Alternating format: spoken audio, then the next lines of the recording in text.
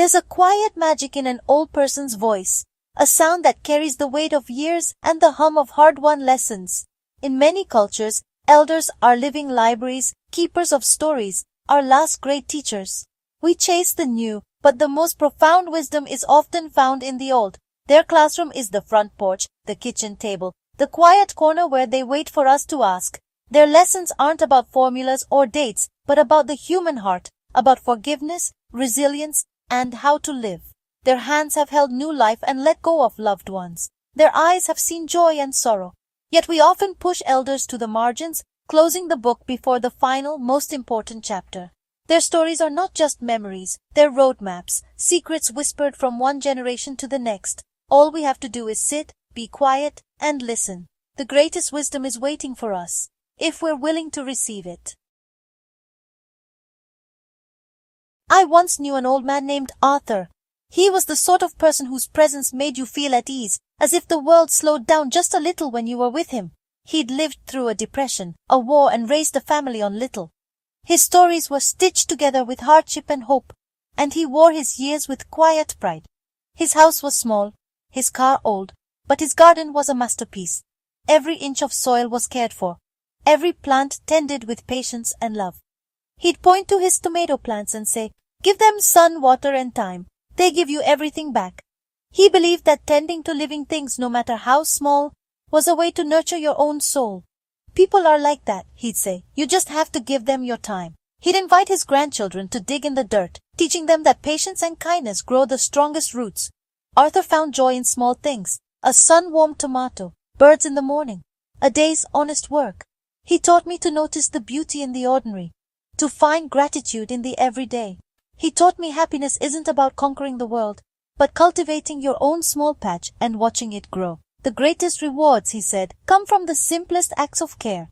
Then there was Elena, a seamstress. She lived in a quiet apartment above a bakery, her windows always open to let in the morning light. After a fight with her sister, she sewed a blue scarf, every stitch a word she couldn't say. The fabric became a silent letter, woven with apology and longing. She mailed it, no note, just the scarf, folded with care, sent across the miles as a quiet olive branch. Her sister called, tears in her voice. The argument vanished. In that moment, the distance between them disappeared, replaced by understanding. Elena's lesson: when words fail, let your actions speak. Sometimes, a gesture can say what the heart cannot. A small gesture can mend the biggest rifts. Even the smallest act of kindness can bridge a gap that words alone cannot cross. Love isn't just a feeling, it's something you do, a stitch in the fabric of our relationships. It's the gentle repair of what's been torn, the effort to make things whole again. Arthur and Elena showed that life's greatest lessons are found in the simple, thoughtful things. Their wisdom was quiet, but it echoed in every act of care. We just have to notice them. The world is full of small miracles, if we only take the time to look.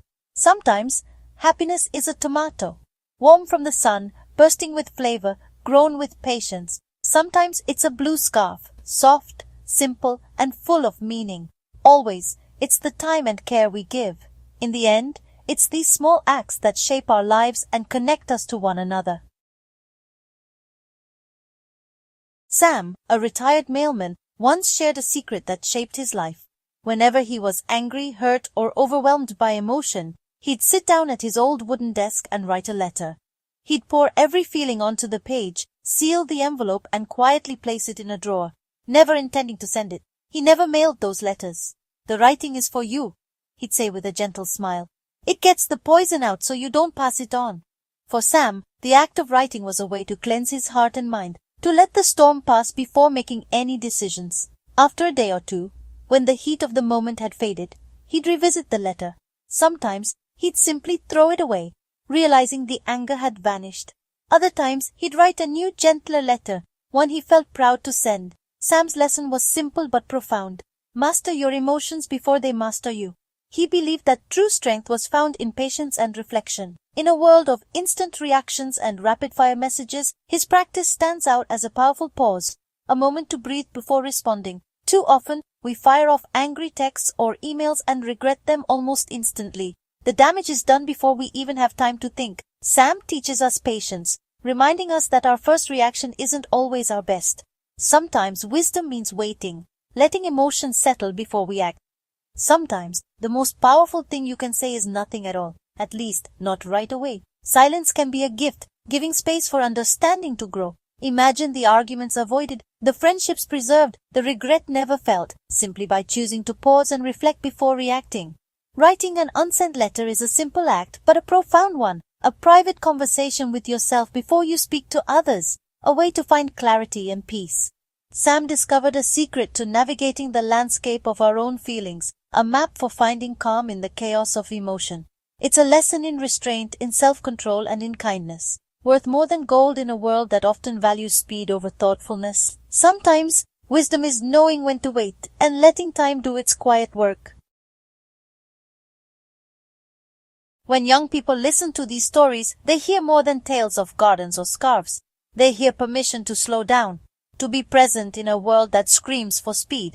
Arthur's tomatoes teach fulfillment in the process, not just the outcome. Eleanor's scarf shows that true strength is vulnerability and humility. Sam's unsent letters offer a masterclass in self-regulation, a pause button in a world stuck on fast forward. The elder stories are survival guides, not cautionary tales. They prove you can navigate the messiness of being human and come out wiser. In their voices, the young hear hope. If you gathered all the elders and asked for advice, it wouldn't be about careers or getting rich. First, worry less. Most things you fear never happen. Save your energy for real problems. Let go of imaginary ones. Choose your partner for friendship, not just love. Passion fades, but true companionship sustains a life. Find someone who makes you laugh when you want to cry. Don't fear failure. Elders see it as tuition, the price for lessons you'll never forget. They tell you about their failures and how those made them stronger and wiser. Go ahead, make a mess. That's how you learn to clean up. And above all, be kind. Kindness changes days, lives, communities. Be kind when it's easy, but especially when it's hard. Be kind to those who don't deserve it, and to yourself when you fail. Kindness never goes out of style. The simplest advice is often the most profound. The elders know. Kindness is the legacy that lasts. Love, elders say, is the main event, the sun around which everything orbits. It's the force that shapes our days and gives meaning to the years, the thread that weaves through every chapter of a life well lived. Their love isn't just romance, it's the steady, daily commitment. It's the quiet comfort of a familiar presence, the gentle routine of shared mornings and evenings, the small rituals that become the foundation of a lifetime together. It's making coffee for your spouse, calling your child, checking in on a neighbor, or remembering a favorite story. These gestures, repeated over decades, become the language of love. Showing up in small ways, again and again, is how love is proven and how it grows. Love is a verb, built day by day, brick by brick. It's a garden tended with care, a home constructed with patience and hope. It requires patience, forgiveness, and putting someone else's needs before your own. Sometimes it means saying sorry first, or listening when you'd rather speak. A grandfather told me, "We never go to bed angry. We talk even if it's hard, because tomorrow isn't promised." The house must withstand the storms. Love is what keeps the walls standing, even when the winds howl outside. With great love comes great loss. The deeper the roots, the harder the parting. Elders are experts in letting go, of youth, strength, careers, and loved ones. They know that life is a series of arrivals and farewells. Grief isn't a problem to solve, but a landscape to navigate, the price of deep connection. It's a journey, not a destination. They don't tell you to get over it, but to get through it. They remind us that healing is slow, and that it's okay to lean on others. You can carry sorrow in one hand and joy in the other. Life is richer for holding both. Letting go isn't forgetting. You release the pain, but hold on to the love. The memories remain, shining quietly in the heart. Love remains, changing form, a memory, a warmth, a story for your grandchildren. It becomes the legacy you leave behind. I still talk to him every day, an elderly widow said. He's not here, but he's not gone. Love lingers, echoing in the quiet moments. The final lesson, love is stronger than death. It's the thread that ties generations together, unbroken by time. It's the one thing we get to keep, the light that endures, even as everything else changes. Ask an elder what they want more of. It's almost always time, not money. They know time is the only true currency, and it's finite. They see the years wasted on things that didn't matter, the hours spent worrying, the days chasing empty goals. They trade a fortune for one more afternoon with a lost loved one. Their advice? Invest your time in people, experiences, and learning. An old carpenter said, I built houses for others, but wish I built more memories with my kids. Be present. Put down the phone. Taste the food. Listen to the conversation. Life is lived in small, fully inhabited seconds. Be aware of how you spend your days. On things that nourish your soul or things that drain it. The clock is always ticking, not to scare you, but to free you. Stop postponing joy. Don't wait for retirement or a special occasion or tomorrow to say I love you. The time is now. It's the only time you have. Spend it wisely. Elders offer us their maps, but insist you must walk your own path. Their wisdom is a guide, not a command. A retired musician told me, my parents wanted me to teach, but my soul wanted music. The day I chose piano, my life began. The lesson? Be authentic. Don't live a script written by someone else. Listen to the quiet voice inside you. Take the risk of being yourself, even if it disappoints others. Your path will have detours. You'll get lost, take wrong turns. That's part of the journey. I was going to be an accountant. An old farmer laughed, but life happened. You just have to dance with it. Be flexible, have a plan, but don't be afraid to change it. Elders aren't trying to clip your wings. They're teaching you to fly. Their stories of failure and joy are gifts, so you'll know where to look for your own. They're coaches on the sidelines, cheering you on. Take their wisdom, mix it with your dreams, and create a life that's uniquely yours.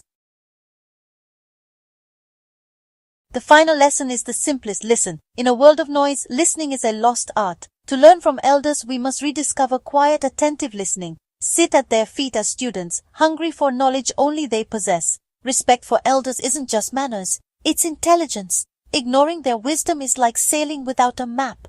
The connection between generations is sacred. The young bring energy, the old bring wisdom. Without elders, we reinvent the wheel and repeat old mistakes. Next time you meet an elder, see them as a living treasure.